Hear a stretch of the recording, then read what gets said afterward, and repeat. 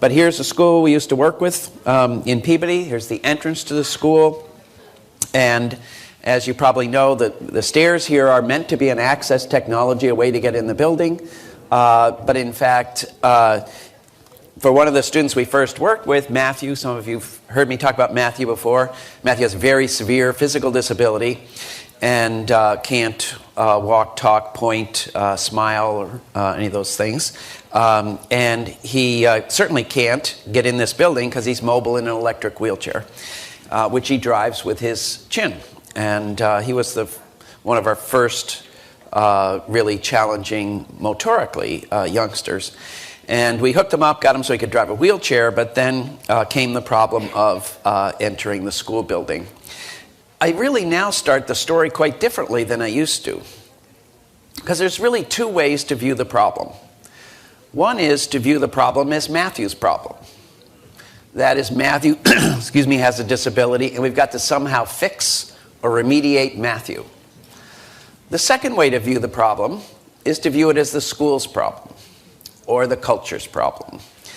That the school is in fact disabled and not welcoming to a student like Matthew. Our work recently has focused on the latter view of things. How do we help the disabilities that schools have?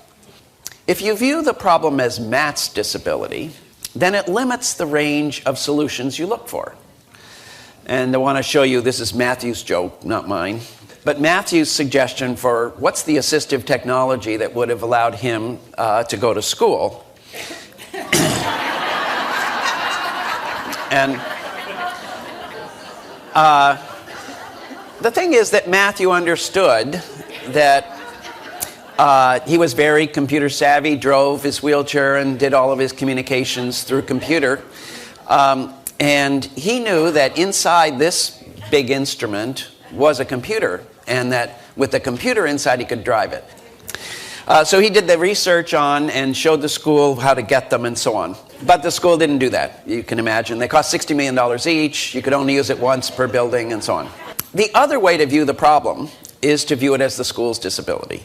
And then you look for a different set of solutions. The first solutions are typically, how do we fix up the existing school? How do we retrofit it? And we put ramps on the sides of buildings and so on.